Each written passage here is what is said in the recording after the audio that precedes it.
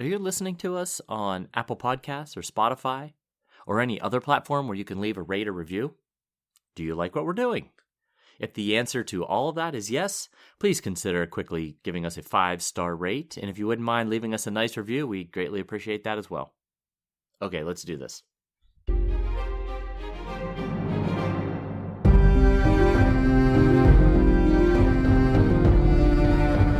Hello, welcome to the Ghosts of Harrenhal. My name's Simon. And I'm Mackelly. Thank you for joining us for episode 341 of our chapter-by-chapter book review of A Song of Ice and Fire by George R.R. Martin. Today we'll be discussing chapter 69 of A Dance with Dragons, which is John 13, a number often considered unlucky, but... That's true. Stay tuned! And as always, we're going to chat about the chapter and try not to spoil any future plot points for you. Not that there's a lot of future plot points to spoil at this point. Unless, of course, you have a Buy Me a Coffee Sustainer tier that includes spoilers. Well, then, if you listen to that spoiler episode, we are going to spoil things for you. Regardless, though, hopefully we'll provide you some entertainment along the way. We will summarise what happened, discuss our thoughts on it, provide some useful background, compare it to the television show, indulge in a little pedantry, and cover some relevant news and listener correspondence. Be sure to check out the show notes. They'll provide some additional information about the characters and other things of note in this chapter. How are you, Mackelly? I am doing well. I'm doing well too. I am on a little high. It's been 24 hours since our sustainer call. Oh yeah. There's been a spring in my step because it was extremely nice. We had a nice group. Everyone was super friendly. Yeah. I really liked that everyone made a point of saying how good Jenny was. Oh yeah, right. Yeah. Well, it's true. They're calling facts. Yeah, and I liked that we went around. It was Seth's idea to go around because he was new, his first time on the call. And I thought, you know what?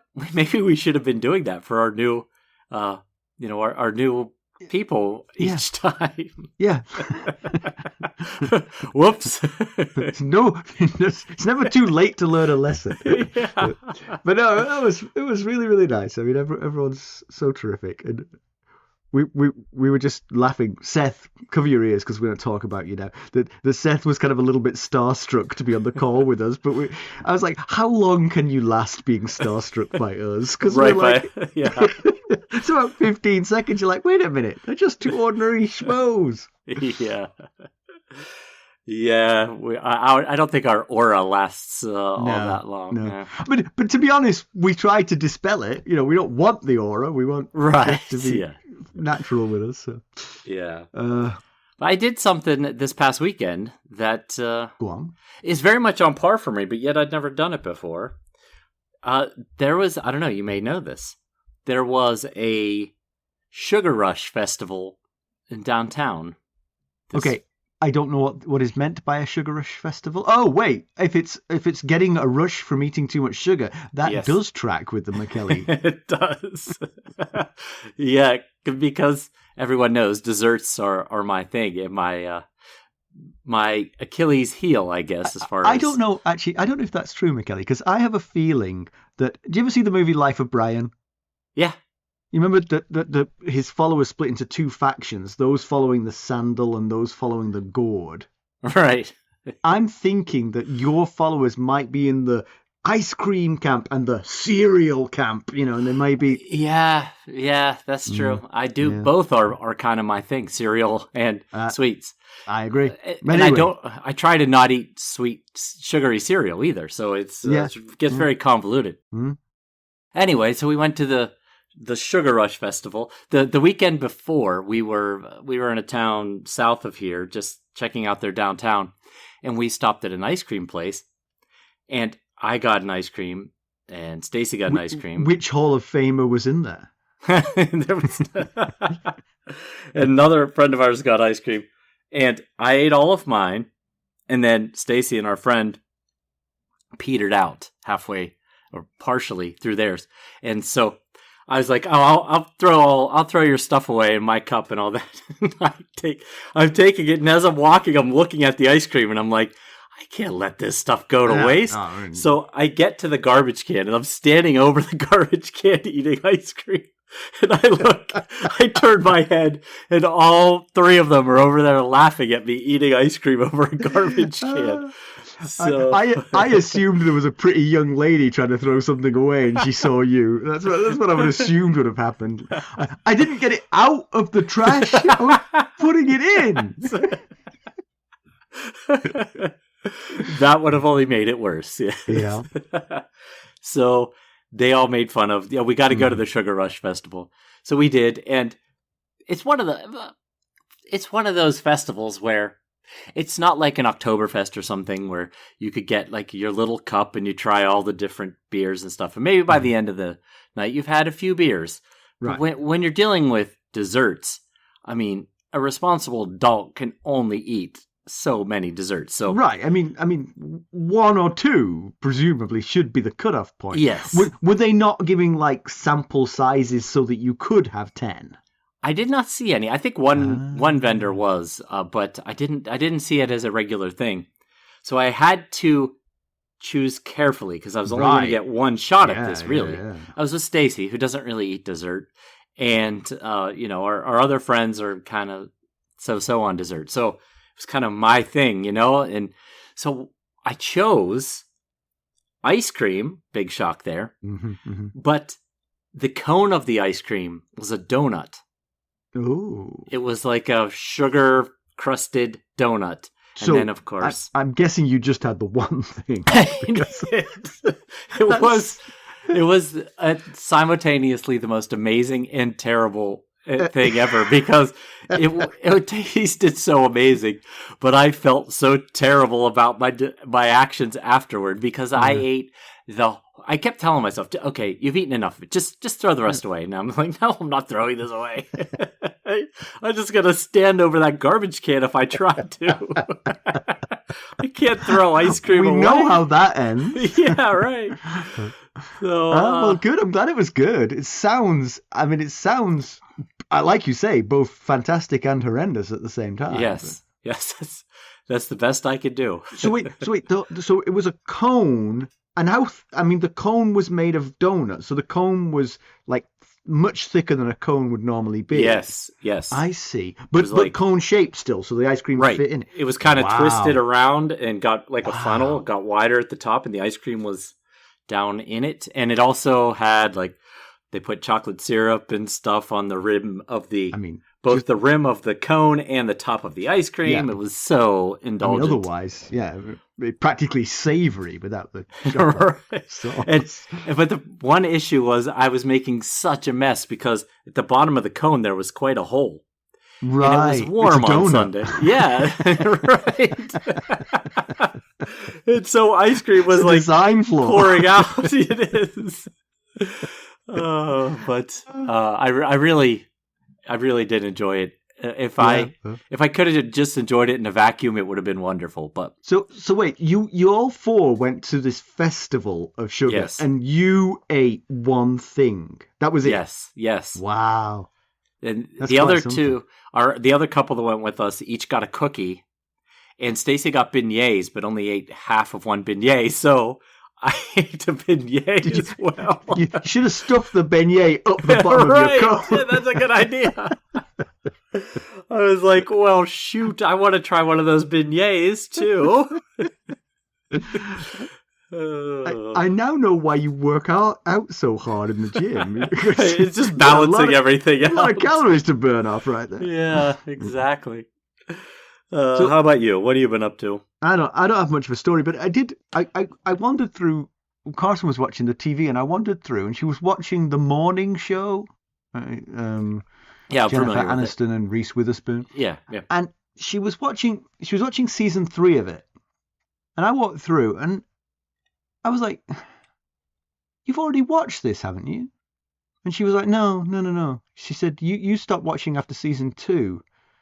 And now I'm watching season 3 without you because you said you'd lost interest. I had. But I was pretty sure I'd watched 3 seasons. And so I sat with her for a few minutes and I was like, I've seen this. I've watched this. And she said, no, you're not right. There was just one episode that was a flashback. I was like, was it a flashback to what you've previously watched? Because I think you're just rewatching the series. So we looked it up, and sure enough, we totally watched season 3, and she was in episode 6 and had not realised that she watched that entire series before. I guess it didn't make much of an impact. That's what I think. I'm like, I mean, it made enough of an impact on me to make me not want to watch it anymore, but not on her. We're relying on your memory to call this out, too.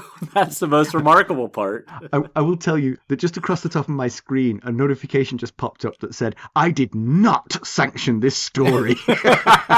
Seriously? Someone's listening. So yeah, Carson's losing it.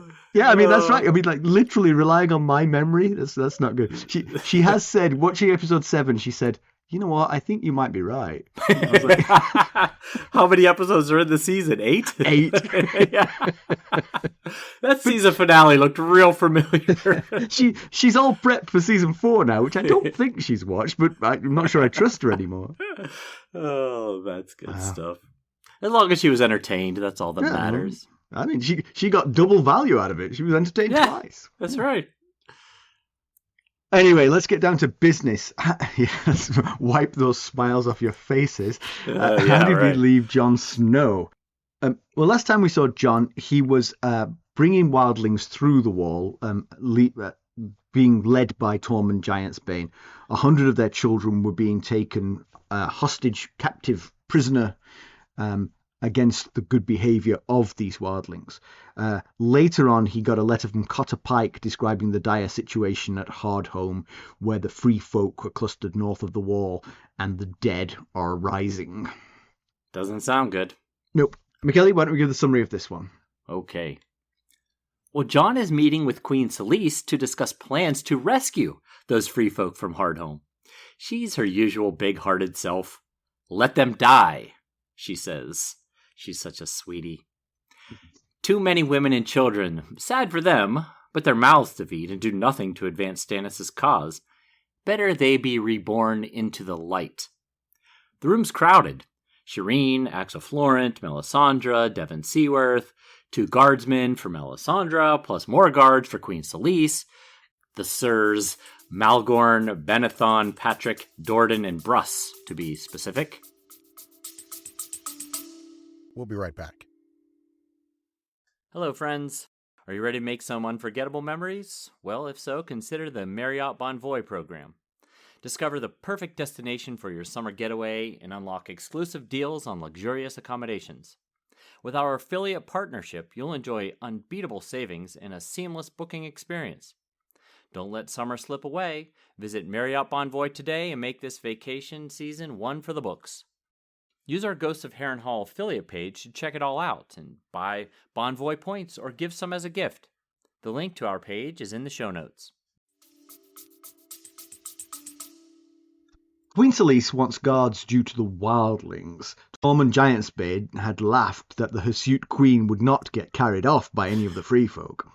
Jon tries to take his leave, but Queen Selyse recognises that he still plans to go ahead with his rescue mission. He pulls rank. The wall and the decision are his. Patchface offers to lead the quest to the delight of most of the room. He sings a merry song that's... It's not what's written there. that scares everybody half to death. Jon says that he plans to lead the mission himself. Queen Selyse assures him that they'll sing songs for him before electing a more prudent Lord Commander. The Queen calls for the Wildling King. Axel Florent brings in Gerrick Kingsblood. Jon notes that Gerrick has been spruced up and looks a southern lord. The Queen announces the King's lineage. Jon notices but does not point out the inaccuracies. Gerrick's eldest daughter is to marry Axel Florent, second eldest to marry Sir Bruss Buckler, and the youngest to marry Sir Malgorn of Redpool. Jon wishes them all happy marriages. The Queen wants to put a 4th marriage on the docket. She declares that Val shall marry Ser Patrek of King's Mountain. Jon asks if Val has been told, then explains that among the free folk, when a man wants a woman, he must steal her, thereby proving his strength, cunning, and courage. If he's caught by the woman's kin, he will likely face a beating, which is nothing compared to the fate if the woman finds him unworthy. If I'm Ser Patrek, I would definitely check before I tried to steal her away. Yeah. How does she feel about me? Yeah. Ser Patrek isn't concerned. No man, let alone a woman, has ever questioned his courage. It's all fine. Selyse plans to speak with Val and explain to her the duties as a noble lady to her lord husband. Jon imagines that will go splendidly. When Jon goes to speak again, the queen cuts him off and dismisses him from her presence. As Jon descends the stairwell, he's hailed by Melisandre. She asks where Ghost is, and Jon explains that he's locked up in Jon's chambers due to Borrock's huge boar. There would surely be bloodshed if the two animals meet. Jon says a word from Melisandre might have swayed the Queen's opinion of the ranging to Hardhome, but Melisandre tells him that the Queen is right. Those people are already lost, as are the rescue ships Jon sent. She has seen it in her flames. Jon points out that her flames have a history of lying. A gray girl on a dying horse, daggers in the dark, this promised prince, they all appear to be lies or mistakes. He asks her for updates on Stannis, Rattleshirt, meaning Mance, and most importantly, Arya. Melisandre says all his questions will be answered. Look to the sky, and when you get your answers, send for me. She is his only hope. Jon calls it a fool's hope. Outside, Leathers says that Tormund is on his way from Oakenshield with 80 men for the ranging to Hardhome. Jon questions how many men to take. There will be thousands of starving free folk, which requires carts of food, draft animals, and the like. They will be plodding through the forest rather than racing, as he would prefer. 2 men guard his chambers. When Jon questions why they're outside in the cold, they explain that it's Ghost. The huge wolf is agitated and even snapped at one of them. Jon chalks Ghost's anxiousness up to the presence of the boar in the castle. Soon Bowen, Marsh, and Othell Yarwyck arrive. While listening to the general complaints the men have about the free folks' laziness and uselessness, Jon thinks of the uselessness of these men's counsel. Jon recalls their advice regarding finding wildling leaders for the empty castles. Any proposal Jon made, the men shot down. Even before asking, he knows what their responses will be now. Yet he proceeds nonetheless. Jon explains that the Queen is refusing to help with the rescue at Hardhome. Marsh's response is that the Queen is wise. Let them die. When Jon pushes back, Marsh changes his tune. Send the free folk to save the free folk. The more that die, the better. Yarwyck seconds that opinion. At that, Jon calls the meeting. Shortly after, Tormund Giantsbane arrives with 50 of the 80 promised men. They don't call him Tall Talker for nothing. After laughing at the idea of Gerrick Kingsblood being dubbed King of the Wildlings, the men sit down to talk of the upcoming ranging. However, before Jon can finish his first sentence, Molly announces that Clydas is here with a letter, and the old man looks disturbed. The outside of the scroll simply had "Bastard" written on it, sealed with a smear of pink wax. Inside, however, just paraphrasing what it says, "Your false king is dead, smashed in 7 days of battle. I have his magic sword. His friends are dead too. Their heads adorn the walls of Winterfell. Come see. Your false king and you lied. Rather than burn, you sent Mance Raider to steal my bride. I will have her back. If you want Mance, come and get him. He's in a cage with the skins of his 6 whores for a cloak. I want my bride back. I want the false queen and her daughter. I want the wildling princess and the little prince. And I want my Reek. Send them to me, or I will cut your bastard heart out." Signed lovingly, best regards. with the O's of Bolton as little hearts.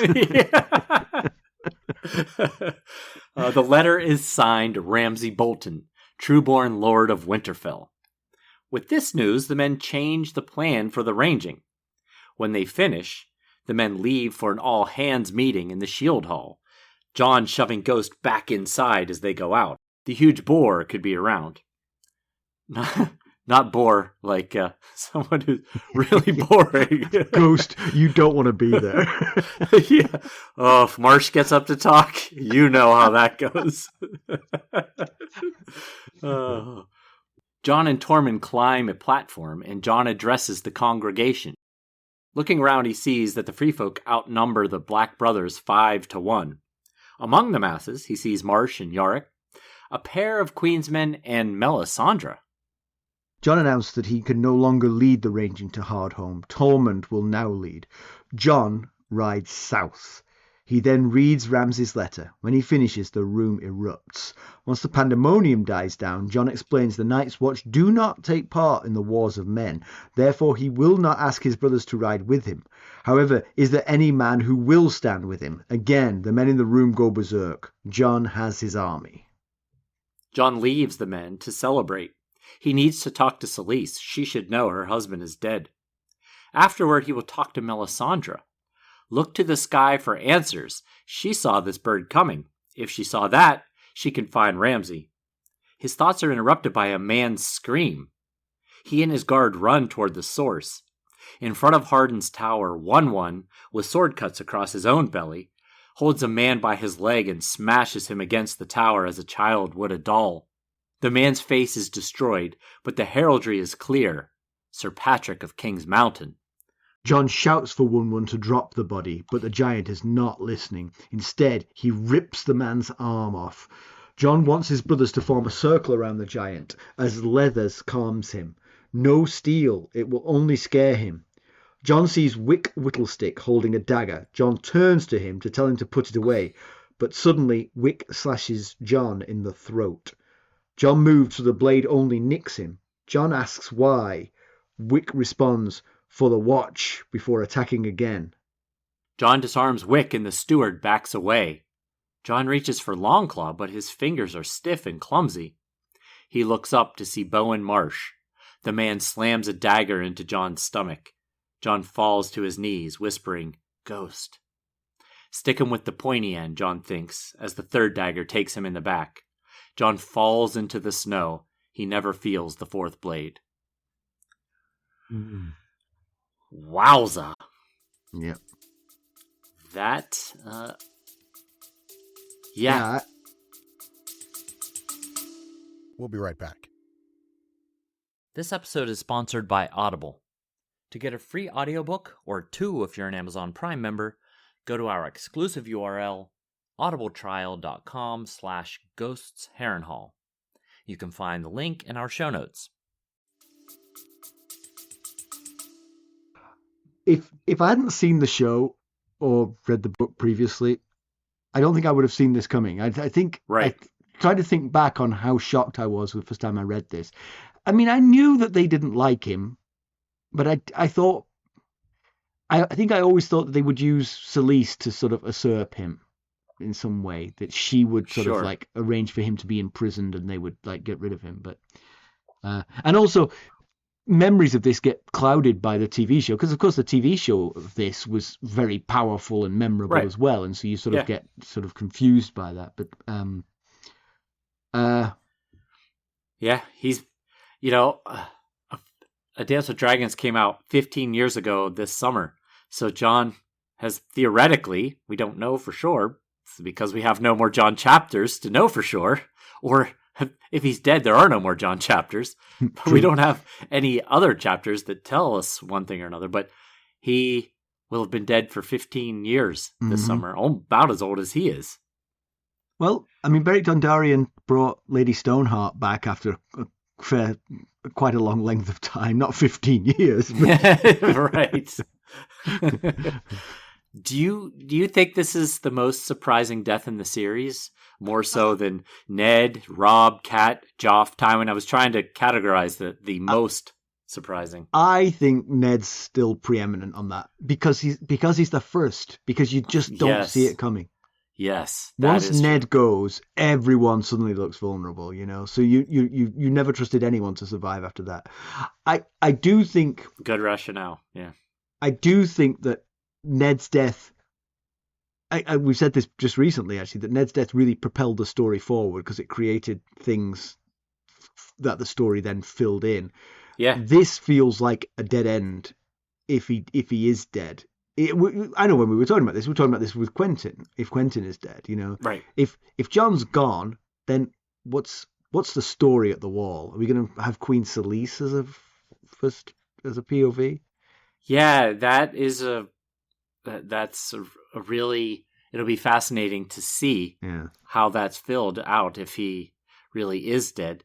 We've had one Melisandre POV. So that's the thing, right? That's true. We have had Melisandre. Yeah. If he's dead, we lose our primary POV at the Wall, which is supposedly the epicenter of the battle between humans and others.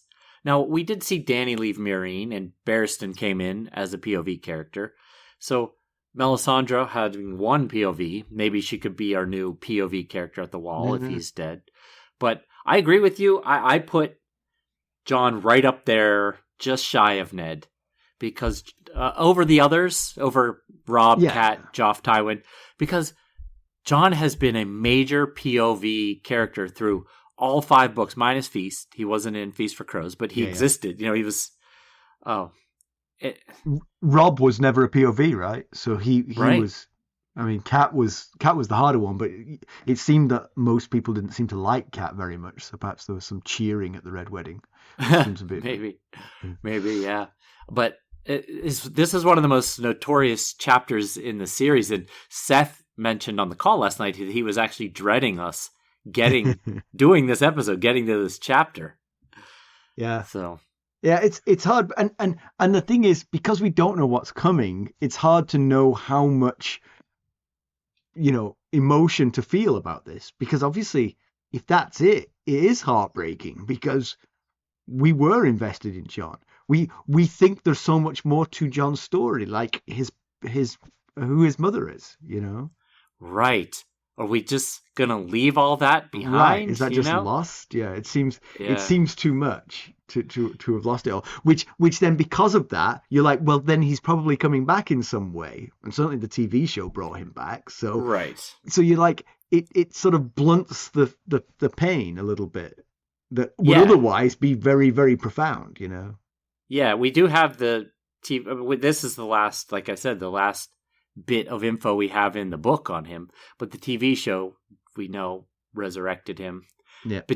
But does Melisandre have Thoros of Myr's abilities?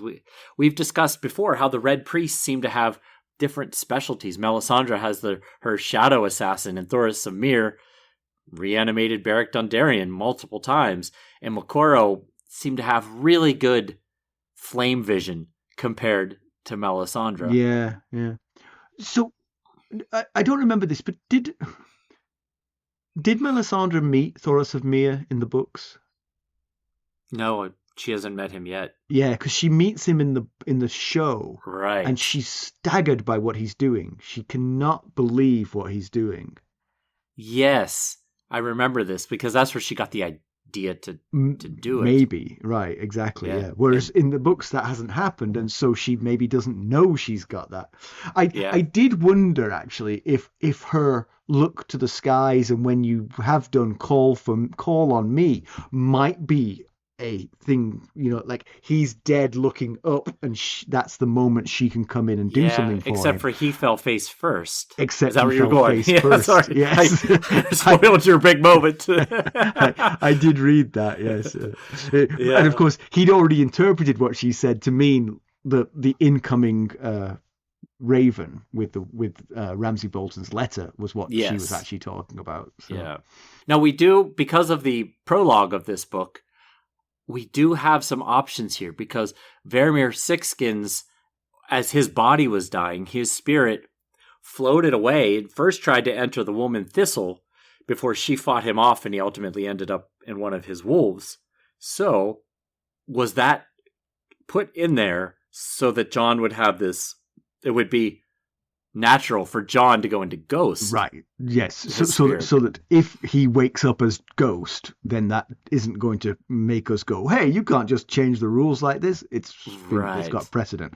I know that on the call last night, Jenny was saying that that's what she thought was coming, that he would be reincarnated as Ghost, which is interesting. But Ghost doesn't talk, and so it does limit what Jon can do. Yeah. Well, could he go into Ghost long enough from Melisandre to do whatever she needs to do to Jon's body? Keep his spirit here. Possibly. So just 15 years as Ghost, is that what you're saying? It's right. Stuck in the armory. So going back to the beginning of the chapter, where he's got this audience with Queen Selyse, he's explaining his plans for Hardhome. Just a point of order to Queen Selyse. she listens to Melisandre, right? She's an adherent of Melisandre's religion. You know that what is coming is the battle between the light and the great other. And she says, let them die. It would be better that they were reborn into the light. Yes. But if she knows anything about what's going on here, those free folk that are trapped at Hardhome are indeed going to die and are indeed going to be reborn, but not into the light, into the other team. Yes. They will be drafted by the other team. Exactly. Yeah. Now, it's like at the wall, that Tormund and Jon are the only two people who can see anything clearly. It's like they must begin to doubt themselves. Right. Why do you want tens of thousands of people north of the wall? Why? Tell me why. In an insane world, the sane man is insane or something like that. So we'll get into the full Melisandre discussion shortly. But the thing here is that Melisandre agrees to let them die. And she, of all people, fully comprehends the consequences in this fight against the great other, and yet she still recommends it. And Pike, in the last Jon chapter, painted a grim picture of the scene, and has it gotten worse? Melisandre says that all Jon's ships, at the time, I think the time of Pike's Raven, 6 ships still remained. Melisandre says, no, they're all gone too. Might as noble and as honorable as this ranging is, might it be too late to begin with? Now, being born into the light, she's way off there, but but could it be that Melisandre is saying, no, save your men, you send those men there, they're going to also I think that's where Melisandre's coming from, is that those people are lost. There's nothing you can do to save them. The more men you send their way, the more people will be lost to the dark. Right. That's what it seems like Melisandre is implying there. Yeah. And so Jon plans to lead the ranging himself. And I was thinking, did he learn nothing from the great ranging? They lost their Lord Commander and so many of their top leaders and seasoned men. And later, after meeting with Yarwyck and Marsh, Jon starts thinking about how we've lost too many good men and I'm left with these two. Well, he's following in the same footsteps he was going to be following in the same footsteps as Jeor Mormont, if he went through with that. And there's not a lot of great seasoned men and leaders left. And it'd be a really bad idea, especially for Jon, because he's one, like you said, he and Tormund seem to be the only two fighting for the cause that seems the most logical. If Jon goes, then he's left everything at the wall to people who don't necessarily agree with him.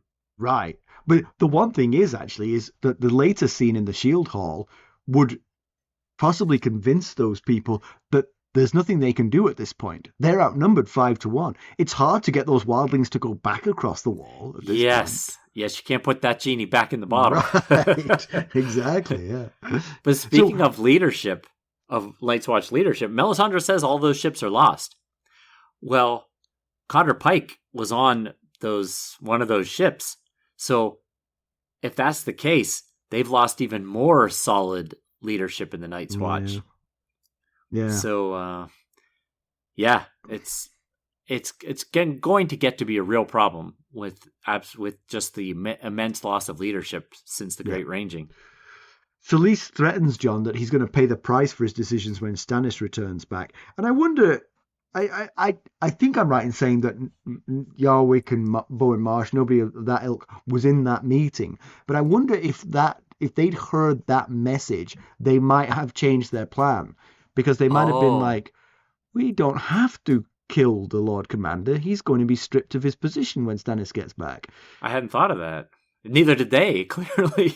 Yeah, but they weren't there. They didn't hear it. And so True, yeah. And then they also didn't get the letter saying that Stannis was dead either. So Yeah, all they're kinds missing- of lack of information caused this. Yeah. So here are the decisions, right? Letting the wildling, the second batch, Tormund's, because Stannis let the first batch through, but letting the second batch of wildlings with Tormund through without accepting the Lord of Light as their god and without bending the knee to Selyse. Then letting 1-1 live in Castle Black, that seems like that's sure to come up, especially now. And then this plan to rescue the free folk at Hardhome. Am I missing any? Broadly, you've caught it, I think. Yeah. I mean, they complained about his choice of underwear, honestly. they would if they could. And actually, on Marsh. that subject, satin. They complained about that. Oh yes, about making him his steward, the Lord Commander's steward. That's right. Well, so Stannis might take umbrage with the first bit, letting the wildlings through without accepting the Lord of Light and bending the knee, because he made them do both. Right. That being said, Bowen, Marsh, and Othell Yarwyck don't care about the Lord of Light, so they shouldn't care about that aspect of it. Right. Yeah. And I don't think Jon doing that, forgetting to do that, or overlooking doing that, would be enough to face punishment from Stannis. Stannis might be annoyed, but and the support of 1-1 and the Giants, I think Stannis would very much support that plan up until today, maybe. Well, because that's a pretty good demonstration of what they can bring to the party. Yes, I think he would love the idea of adding giants to his army, even with the killing of Patrek. Like you said, possibly Stannis, he's a fairly matter-of-fact, no-nonsense guy, to put it mildly. He might acknowledge that Patrek likely did something to incite the incident. It's unclear about the rescue of Hardhome, because I felt like Stannis' acceptance of the wildlings was more about building an army than just saving people. Yeah, exactly, yeah. But he did also understand that Jon must run his wall his way. So I think Selyse might be a bit inaccurate in her threat. So back to Selyse. When she brings Gerrick Kingsblood in, she talks about she's got these knights all sort of lined up to marry Gerrick's daughters.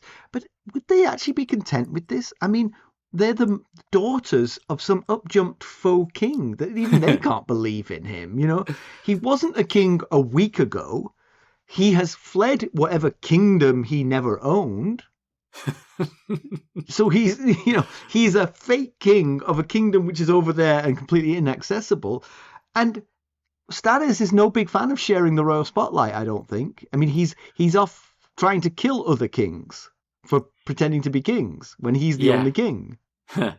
I think most of it boils down to the Southrons' failure to grasp the free folk culture. Okay, but here's my thing. She's selling it because they do have a drop of royal blood in them from way back, although Jon notices that it's actually close but not quite. Anyway, right. Younger brother. Almost any lady in any castle in Westeros would have more royal blood. I mean, just through like 300 years of intermixing of blood, you could find royal blood pretty much anywhere. Is this all they care about? These people, these ladies don't come with any great dowry.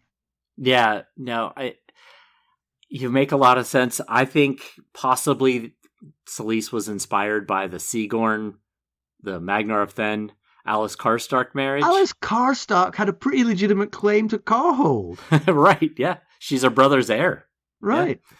Yeah. And I think they're just generally wired to think that marriages create allies, and the king I see it from Selyse's point of view. I'm just not sure I see it from... Yeah. Wait a minute, I've got a wife back home.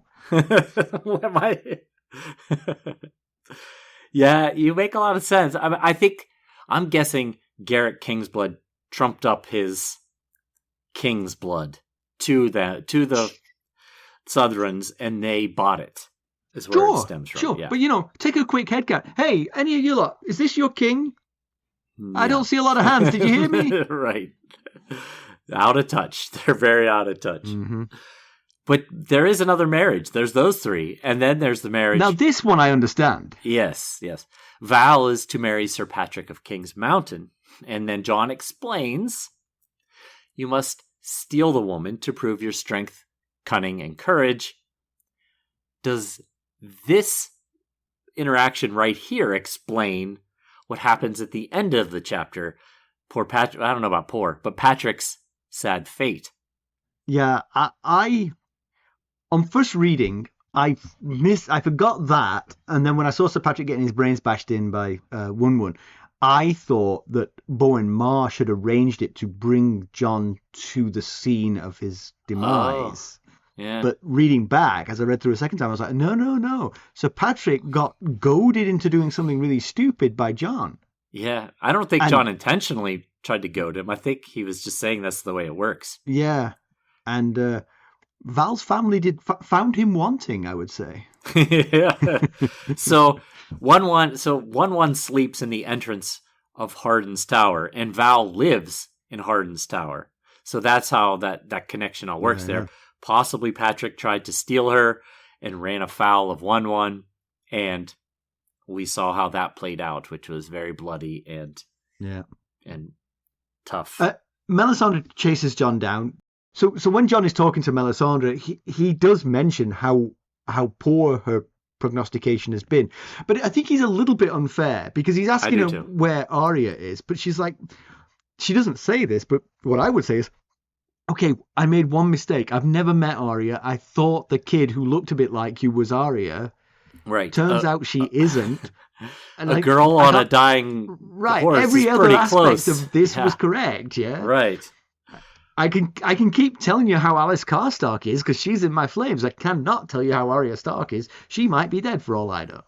Yeah, he's clearly got higher standards of prognostication than I think you and I do.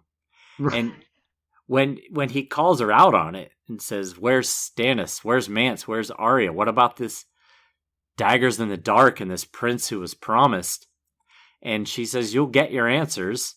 Yeah. Look to the sky, and when you do, send for me." You see why I thought that was a foreshadowing of calling for him post-mortem. I thought that's what it was, but I very much read the last bit and he fell face down. I was like, okay, you're not looking at the start unless you fell on a mirror. But at the end of the chapter, after he reads the letter, he thinks, I have to see Melisandre after I see Selyse. Yes, because she saw this raven in the storm. Yeah. This, of course, was before 1-1 and then him being stabbed. Looking back, we can see that Ghost could see this coming the whole way through. Ghost doesn't care about the boar. Right. He could listen to Bowen Marsh prattle on all day. That was a joke about the word boar, and you missed it. I did miss. I was moving the page. But Ghost saw what was coming and was trying to be with Jon and Melisandre. I tell you what, Jon might not think she knows what she's talking about, but she said, do not let that wolf away from your side. Yeah. He would have saved him. I'm absolutely sure of it. Absolutely. Especially since it seems to have been stewards that were stabbing Jon, not rangers. Right, you know? Good point. Yeah. Yeah, Melisandre has been saying for a while now to keep Ghost close to Jon. It's not like she just mentioned it in passing. So it just really goes to show how little faith Jon put into her visions until the end, toward the end of this chapter, when all of a sudden this bird is what he was like. Oh, now I'm a believer. She called this bird. As we've said many times throughout this, but we're not quite sure why Jon bothers asking Marsh and Yarwyck for advice. He gets the same responses every time. He does comment, and he's correct to say this, that he wants dissent from his leadership. There's no problem with that. He said, but they don't even listen to me. I can predict their answers before I even ask the questions. So, and I wonder if that, because of that history, it colored his view on their advice regarding of course the Free Folk and Hardhome. Right. If you always say no to me, then when you say no to me, I think it's because you always say no to me. Right. Not because you've got a reason to say no. And because their hatred of the Free Folk goes so deep that anything that he brings up about them, they have a negative take. So it's not, even if Melisandre and Selyse had not felt the same way, they were going to react this way. Right, yeah, So, of course. Yeah. Even if their advice maybe was sound, because Melisandre, who of all people knows the consequences, had the same advice. Yeah. But it's just constant negative take on the free folk, so he discounts the ideas. So that interaction is cut short by the letter that Clydas brings, which is written by Ramsay Bolton. I almost called him Snow then, but give him Oh boy, don't do that. He gets real upset. It's hard to believe everything he says because it's Ramsay Bolton, but some of the details he provides could only be known if some of what he's saying is true. If you see what I'm saying? Yes. There's some things in there which we know to be true that Ramsay shouldn't know. So what did he not know last time we saw him, Ramsay, that he does seem to know now? First of all, that Stannis was personally leading the army to Winterfell. They believed it was Stannis' army, but they didn't know that he himself was coming. That's true. I had not thought about that. I guess they could have surmised that he would be leading it, Probably. but he wouldn't know. Yeah. That Mance Raider and the Spearwives were in Winterfell, and that's a particularly good one because, like, Tormund is like, well, he's wrong about that one. Yeah, But Jon is like, whoa, he knows his stuff. Yeah. And the existence of Val and Monster, Monster being Mance and Dalla's son, that's an interesting one to know about. Right. How would he know this? Right. That seems like he's extracted some information from Mance. It sure does. Yeah. But Jon learned some things from the letter as well. The Reek one must have been a mystery to him because he says, I want my Reek. And Jon doesn't know what that means. He doesn't know who Reek is. Yeah. But that Reek and Arya have escaped Winterfell. And I put Arya in quotes there because Ramsay has told Jon in a previous letter that he's marrying Arya. Yes. But in this letter, he's told him that his bride has escaped. Bride, yes. But Jon could put it together, you know. He could put those pieces together from the two letters. Right. That Stannis has been killed in a 7-day battle, and that Ramsay throws the bastard epithet around quite lightly now that he isn't one. He's calling himself the true-born Lord of Winterfell. If you get legitimized later in life, you weren't true-born. Right. True maid, I guess. True maid, sure, yeah, but not true born. Yeah, just saying. So then the question is, do we believe it was written by Ramsay and its level of honesty? So if we start with the Mance part, because that's the highest chance of truthfulness here. So the Spearwives... Do you think it is the highest chance of truthfulness? I mean, he has some specific details for sure. Yeah. So the Spearwives were killed during the escape. So Ramsay wouldn't know this unless Mance was somehow captured and tortured, or one of the Spearwives didn't actually die, was injured, didn't die, and then was captured and tortured, or however they acquired the information. So that one is the one where he's right. Like, we know that he's right about that fact. Yeah. And the fact that he knows of Val and Monster's existence suggests that it was Mance, not the Spearwives, because the Spearwives may not have even known those facts. That is true. Yeah, although it seems like the Spearwives would be more likely to divulge that information than Mance would about his own son. True. Very true. So, very. And I guess they all did know that Dalla was pregnant with Mance's son. So, yeah. But the fact that Stannis was killed in a 7-day battle and that Ramsay has Lightbringer, last we saw when we were in Winterfell with Theon, they thought it was Stannis outside the gates. So we know it wasn't Stannis; it was actually Mor's Umber, and we learned that when in the Asha chapter when Theon and the group arrived. But it's highly unlikely that they rode 3 days to Stannis' location to have this 7-day battle, and the last we saw of Stannis' force would have, not that it would be unheard of, but it would be a terrible idea for them to have marched on Winterfell in the state they were in. But Jon knows none of this, and he seems to believe it's true because he's headed to tell Selyse that her husband is dead when he's stabbed. Yeah. And so thinking about the logic of what you're saying, when did Mance left the wall after Stannis, right? Yeah, I think after. I think you're right. So Mance would know, hey, that is Stannis out there. And so if Ramsay is lying about this, it would make sense that he sort of pieces that together, that Stannis is there and I killed Stannis. So in actual fact, this could all just be he captured a spearwife and Mance. Yeah, it could be. Because he has lost Theon and Arya. Right. Or Jane, I should say. Yeah, right. Last we saw of them, they were in Stannis' camp. Now, possibly they could have been sent away during some battle that we're not familiar with. But that's a good point. I see the point you're making is solid, because if Stannis lost, he should have recaptured those two, unless, as you say, they've been sent away. But where do you send them in the middle of a whiteout? Right. Stay warm. It sounds more like trying to goad Jon into taking a unwise action than anything else. Yeah. Okay, so was it written by Ramsay? There's been discussion about that. I find it hard to imagine who else might have written it. Yeah, I mean, this is, like we were just talking about, this is the second letter that Jon got from Ramsay. The first was inviting Jon to the wedding. And the description that Jon gave of the handwriting was huge blocky letters. And you would think Jon might notice that if it was vastly different handwriting than the noteworthy huge blocky letters from last time. Yeah. And it's also different from other letters because there was no skin like he sent to Asha.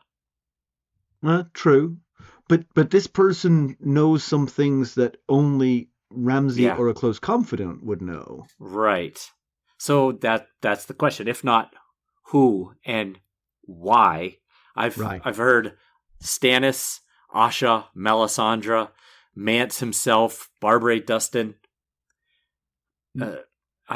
Motivation for any of these to try and get Jon to change his plans?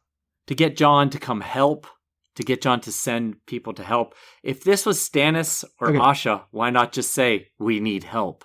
Right, yeah, possibly. But the other thing about this, and this is, to me, it's almost pedantry. It's such a big hinge point in Jon's story. He's sacrificed a lot to keep his vows, the ones that he's kept. But now he's going to abandon them over this letter. But this letter doesn't seem to have anything in it that would make him abandon his vows. Yeah. Just to rescue Mance? No, come on. And avenge the spearwives and Stannis? If it was Stannis trying to get an army to come from the wall to help him out, he would say, he's threatening to kill your sister. Not, I want her back. She's escaped. Yeah. That means she's escaped. She's escaped me. Don't bother coming down here.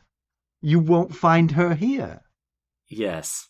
I absolutely see what you mean. It's hard to make the association between this letter and why he decides to now break his vows. Right. I don't get it. And the other thing about that is that it actually gives Bowen, Marsh and company the excuse that they need. Because just because they disagree with their Lord Commander does not give him the right to kill the Lord Commander. But breaking your Night's Watch vows is punishable by death, especially the main one of not abandoning the wall, which is what Jon has just loudly announced he's planning to do. Right. I can't see much justification. Some of the men were with him, sure, but what's the justification? What is in it for the wall to march on Winterfell? Yeah. Nothing that I can see. I agree. Now, just to mention the TV show at this point, they actually gave him a better reason. Because in the TV show, Ramsay had Rickon. Oh, that's right. Yes. Ramsay had a living Rickon. And that's what drew Jon to him. Yeah, after he was reminded who Rickon was. Probably. He said, who? Oh, Rickon. Yeah. Right. Is that the same actor? I can't even tell. We only have a few episodes left. We got to get as many Rickon jokes in as we can.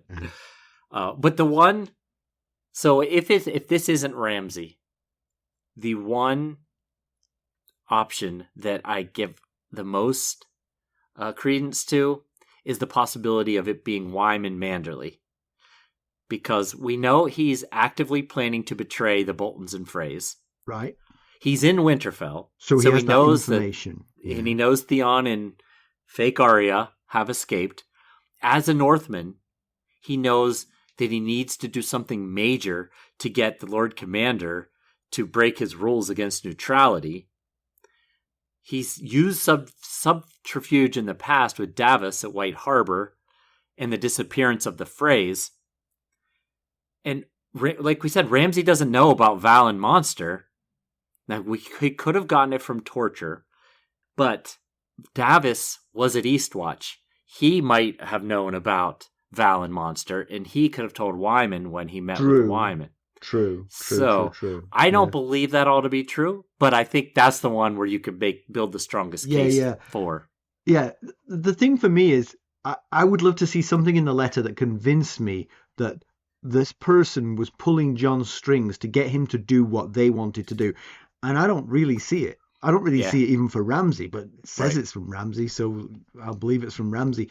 Occam's razor tells me it's from Ramsay, because if everything in the letter led to Jon helping to defeat Ramsay, then I might start to think, well, there's maybe some subterfuge going on against Ramsay here.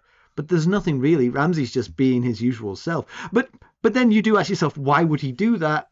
But he's Ramsay. He's a horrible person. He would do it just for the heck of it. Yeah, that is all true.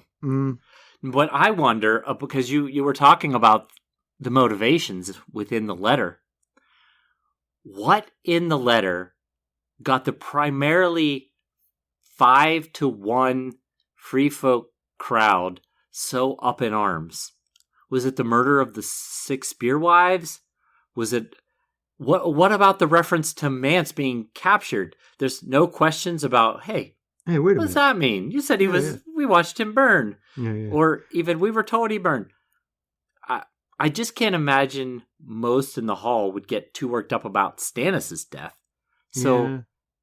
That's a good point, actually. I wonder... I mean, he only said that Jon read it out. He didn't repeat it. I wonder if he said... And I've got rattle shirt.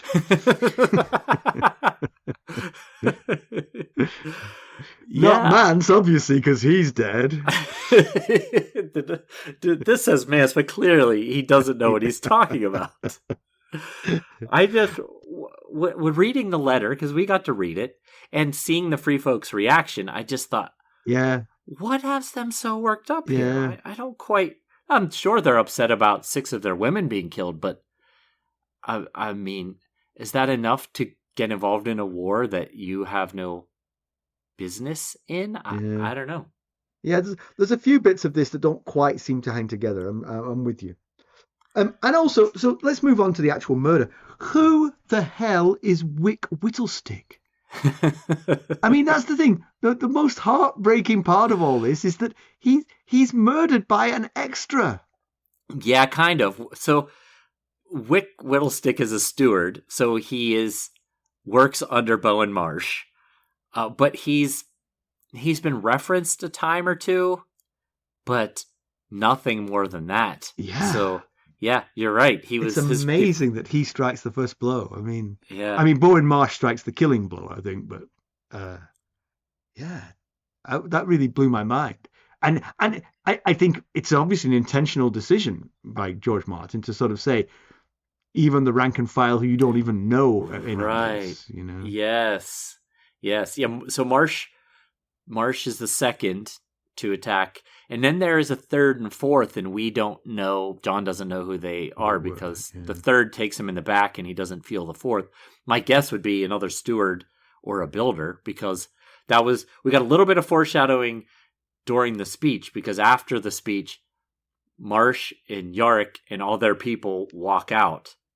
And right. Now knowing what they were planning and what they were preparing to do, it makes sense why they would walk out like they did. Yeah. Okay, so if Jon is dead, what happens to the alliance going forward? Go on.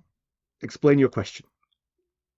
So we've got the Free Folk, the Night's Watch, and the Queen's Men, and the Queen. And Jon has been the one thing that's been kind of holding them all together. Without Jon, even the Karstark situation might be affected because, again, the Night's Watch takes a vow not to take part in the disputes of the realm.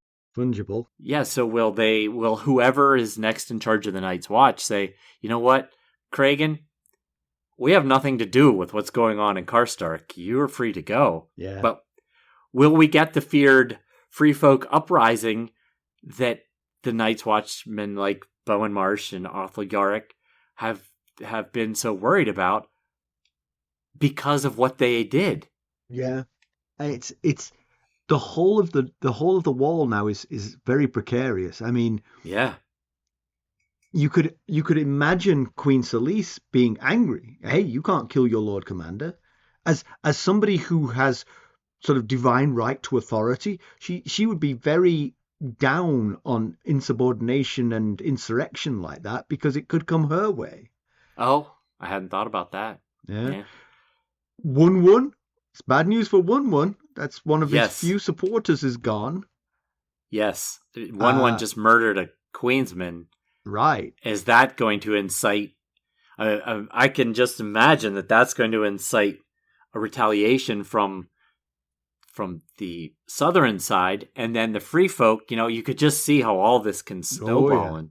Powder keg. This is a real spark in that powder keg for sure. Yeah. Especially if Tormund goes away, because I think Tormund could be the one to sort of keep things together. But if he goes to Hardhome, which he may not now, of course. Right. Then there's even more of a potential, because now you've got... It's probably good news for the Night's Watch if they decide to kill the wildlings, because the wildlings will be more fractured without Tormund. Yeah, absolutely. But also bad news if they don't, because the wildlings will be less controlled without Tormund present. More likely to do whatever they think they want to do. Hey, we trusted that Jon Snow fella. We don't trust anyone else. Yeah. We don't trust the people who murdered him.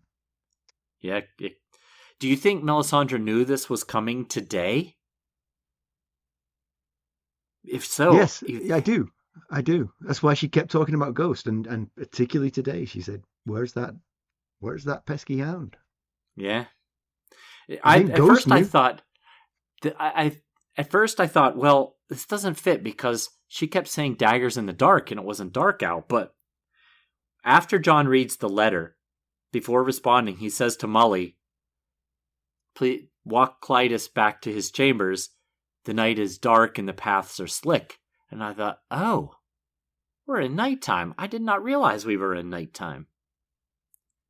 Yeah, quite a bit of had happened, hadn't it? Because after Selyse, he met with Yarwyck and Marsh. Then he met with Tormund. They talked for 2 hours. Then they had the big meeting in the Shield Hall. Yeah, you could see how the day could get away. Yeah. We don't know what time it started, so. Yeah. All right, let's move on with sadness in our hearts, but time for some spoilers. Remember, if you join the upper tiers of the Buy Me a Coffee Sustainers, you can get the spoilers. All right, thank you for the spoilers, Mackelly. How about some background? Well, unlike last week, there was little and less background material in this chapter. Most of the Queen's men had no background to speak of. I looked through all of them. I thought about doing Raymond Redbeard and his younger brother that Gerrick Kingsblood descended from, but we talked about them recently. Feel like we might have even been the last Jon chapter, possibly. However, Jon did rattle off a ton of sigils that once adorned the walls of the Shield Hall. Right, so I thought the Shield Hall was once where the nobles of the Night's Watch ate separately from the... Yes. Right. Sorry if I'm taking your thunder. No. I had not planned on mentioning that, so I'm glad that you did. Yeah, and since every noble, knight and noble had to don the black shield, they would hang their previous shield on the wall in the Shield Hall. And then when a knight or noble died, they would be the shield would be taken down, and they would be it would be put in the pyre with them. So now there's only like a dozen or so shields on the wall, but there was once hundreds. So I thought real quick I'd go through each of the ones of the sigils that Jon mentions and tell you what house he's referring to. I'm going to do it quick because there's a lot. So we've got, he does it in kind of a little bit categorized. So first he says Hawks and Eagles, and that is House Fowler of Skyreach and Dorne, and House Mallister of Seaguard in the Riverlands. Then Dragons and Griffins, obviously dragons being the Targaryens, Griffins being the Conningtons of Griffin's Roost. Then we get Sons and Stags, the Martells of Sunspear, and House Baratheon of Storm's End. Yeah. Mm-hmm. Then we have Wolves and Wyverns, obviously the Wolves being the Starks of Winterfell, the Wyverns being House Virwell of Darkdell in the Reach. Then we have Manticores and Bulls, the Manticores being House Lorch in the Westerlands, and House Bulware of Blackcrown in the Reach is the Bulls. Trees and Flowers, House Tallheart of Torrens Square in the north are the trees, and of course House Tyrell of Highgarden are the flowers. Harps and Spears, House Orme, O-R-M-E, of the Reach are the harps. House Stackspear of the Westerlands are the spears. Crabs and Krakens, House Celtigar of Claw Isle, obviously the crabs, and House Greyjoy of Pike, obviously the Krakens. Then we get a trio of lions. We get red lions, gold lions, and Checky? Is that how you say that word? Checky lions. So House Rain of Castamere are the red lions, the Lannisters of Casterly Rock, the gold lions, and House Osgrey of Standfast in the Reach are the Checky lions.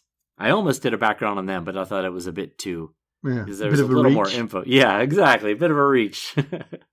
Owls and Lambs, House Mertens of Mistwood in the Stormlands, House Stokeworth in the Crownlands being the Lambs. Yeah. Maids and Mermen, House Piper of Pink Maiden in the Riverlands, and House Manderley of White Harbor in the north. Stallions and Stars, Brackens of Stonehenge in the Riverlands, House Templeton of Nine Stars in the Vale. Gotta move my page. Buckets and Buckles, House Wool of the Northern Mountain Clans are the Buckets. House Buckler of Bronzegate in the Stormlands are the Buckles. Then Flayed Men, Hanged Men, and Burning Men. Obviously the Boltons of the Dreadfort in the north are the Flayed Men. House Trant of Gallows Grey in the Stormlands are the Hanged Men. And House Banefort of Banefort in the Westerlands are the Burning Men. Axes and Longswords, House Serwyn of Serwyn in the north are the Axes. House Willem of the Reach is the Longswords. Then we have Turtles, Unicorns, and Bears. House Estermont of Greenstone in the Stormlands is the Turtles. House Brax of Hornvale in the Westerlands is the Unicorns. And of course, the Mormonts of Bear Island in the north are the Bears. Quills and Spiders. House Jourdain of the Tor in Dorne are the Quills. House Weber of Cold Moat in the Reach are the Spiders. And finally, Snakes and Scorpions. House Page in the Riverlands for the Snakes, and House Corgyle of Sandstone in Dorne are the Scorpions. So I have a question. Thank you for all that. I mean, I always find that kind of thing very interesting. Question though, by implication, is there a member of each of these houses currently serving in the Night's Watch? No, I think he was saying these are all the... I don't know how Jon would know this. Maybe he read it somewhere or someone told him it and he remembered. But he's just rattling off shields that used to be there. Yes. I see. I thought there was more than 12. Yeah, just a few more. He even said, and 100 more, I believe. Yeah. So thankfully he didn't name all those or we'd be here all night. All right. So comparison with the television show, obviously broadly this one's happened. The book, as we've mentioned, gave the first blow to basically a no-name, but the TV show maybe did it better by having one of Jon's first recruits, Ollie, who is kind of his page, come to his room and say, hey, one of the wildlings thinks he's seen your Uncle Benjen. Right. Yes. And Jon jumps up and comes out, and Alistair Thorne says, yes, this guy says he saw him at Hardhome last month. And he's sort of like, it's dark, and he says, where is he? And there's a crowd of Night's Watch. He says, he's there. And as he pushes through the crowd, there's a grave set up with the word traitor on it. And Alistair Thorne hits the first blow. And then several no-names join in, and Ollie does the final blow. Yeah, that's pretty impactful. Jon dies face up in the... Oh, that's right. I remember when that episode came out, Joan, our friend Joan, went to watch it, and she turned on the episode, and it was the final scene of Dead Jon, and she was like, "No!" I've told you my worst instance of that was Carson TiVo'd the movie 28 Days Later for me. Oh yeah, and somehow the TiVo put it right in the middle, and I didn't know what was on the TiVo. I pressed play. And I saw 1 second. In that 1 second, a drop of blood fell into the eye of a major character. And I was like, oh no. I don't want to know that yet. All the way through, I was like, be careful. Keep your glasses on. Pedantry. You've got one. Well, I just didn't know where else to put it. Why was Clydas so upset? Clydas brought the letter, and he was visibly shaken and upset. Jon broke the wax. I don't know how it works. Maybe maesters crack the wax, read the letter, close the scroll back up, and put the seal back on. But Jon cracked the wax, so all Clydas saw was the word bastard on the scroll. Maybe he just had like a premonition, like this is going to be really bad. But dark words. Yeah, I just thought that's a good point, though. Yeah, you're right. I mean, if he presented him with the open letter, upset, reasonable. You've read it exactly. Yeah. I just didn't get why the word bastard. No, it's not nice. No, it's not nice. You know, I mean, he's been in maybe the Night's Clydas Watch. Is like, I don't know who it's addressed to. There's so many of them. Yeah, right. Maybe Jon, maybe you could just tack it on a wall and someone can figure it out. All right, news and notes. Well, we're down to our final 3 episodes, which is really hard to wrap my head around. Mine but too. we're planning something to cap off this run. Likely a video chat with our Discord community is one of the things we've been tossing around. So if you're not on Discord yet, now's the time to do it. And just stay tuned for specifics. And to be clear, joining the Discord server is completely free. You're not making any kind of commitment, but if we do this, you'll be able to join us for the sign-off chat. Right. And we are celebrating the getting through all of the extant books by opening the Ghosts of Harrenhal merchandise shop. Check it out at ghostsofharrenhal.threadless.com. One of our listeners last night on the call raised his Ghost of Harrenhal mug to us. That's very nice right. To see. Yes. All right, let's conclude this one. Well, Melisandre did warn Jon over and over ad nauseum, and he would not listen. Did. I mean, maybe what he should have done was send the boar away. Yeah, there you go. The boar has to sleep out somewhere else. Well, he was slightly remote, wasn't he? He was kind of like in a dungeon or something. He was in the graveyard, I think. Graveyard. Yeah. But the problem with Castle Black is it's wide open on that side. Yeah, there's no walls. Yeah. Right. Well, other than the wall. Yeah. But George has a reputation for killing off major characters, like we said at the beginning of our discussion. Ned Stark, Robb Stark, Catelyn Stark. Boy, there's a theme there, huh? Mm-hmm. Joffrey. Jon Stark. Yeah. Joffrey Baratheon or maybe Lannister and Tywin Lannister, just to name a few.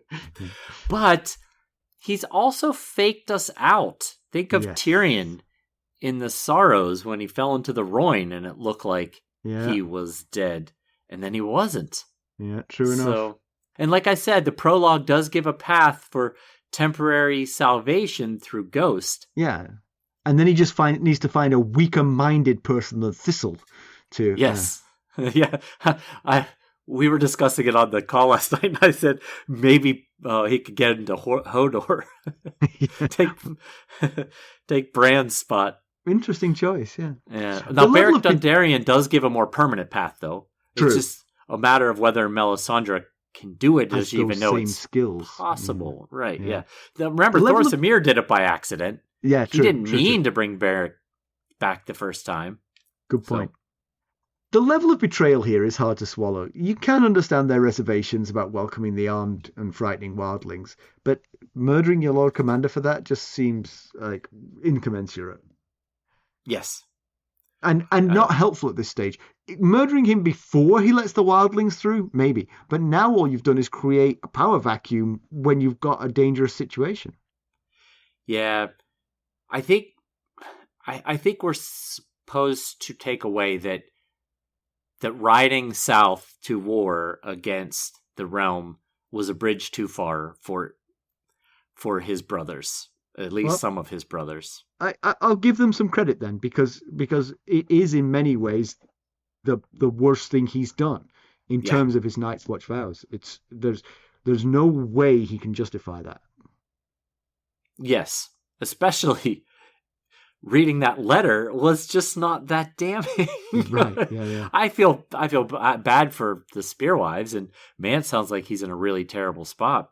Tough spot, at least. Yeah. But enough to break your vows and ask your brothers and the free folk to ride with you? Yeah. I don't know. It's hard not to envision some Night's Watch wildling fight breaking out here, especially without the wall to tip the balance in favor of the Night's Watch. This could be really, really bad. And they're not outnumbered 5-1. Yeah, exactly. Yeah. Now, not all the free folk are in Castle Black, so word would need to spread to the castles. But this was in Castle Black. They were outnumbered 5-1. Yes, they were. At least now in the Shield Hall. Yeah, now they've got a huge boar they can set on you. Yeah, because Ghost is like, I'm not lifting a finger. Right, yeah. Unless it's Jon. Unless Jon is the one. What they need then is an interim leader who can negotiate some kind of peace deal, but it's hard to imagine anyone from the winning side of the Night's Watch being a very useful peace broker at this point. And Agreed. It's hard to imagine any kind of peace deal that involves the wildlings going back north of the wall. They're not going to accept that. They've come all this way and given up so much. Yeah. They're... As we said earlier, you can't put that genie back in the bottle. Yeah. The free folk are here. They have to make it work. I just don't know that there's enough quality leadership left to realize that and make the necessary decisions. There's none of them even close as far as I can see. Yeah. Okay, so next week we have the Queen's Hand. A fair few choices for who that might be. True. But we shall find out, I guess. All right, there's 4 ways that you can help us. You could leave us a 5-star rating and a positive review. You could buy us a cup of Arbor Gold or become a sustainer at buymeacoffee.com/ghostsharrenhal. There's a tier to match your budget and interest. The upper tiers get you the spoilers. You can buy merchandise from our store, ghostsofharrenhal.threadless.com, or you can make a donation directly to our cause at our website, ghostsofharrenhal.buzzsprout.com. And if you're looking for more ways to interact with us, well, one thing you could do is you could send us a text. The link is at the top of every episode's show notes. Please just keep in mind we have no means of responding, although we do very much enjoy reading them. And if you're interested in keeping up on the latest Ghosts of Harrenhal news and developments, well, I suggest you check us out on our social media. You can follow us on Twitter at Ghosts Harrenhal, or on Facebook, Instagram, Discord, and YouTube. Thank you for listening. Thanks. Bye. Bye.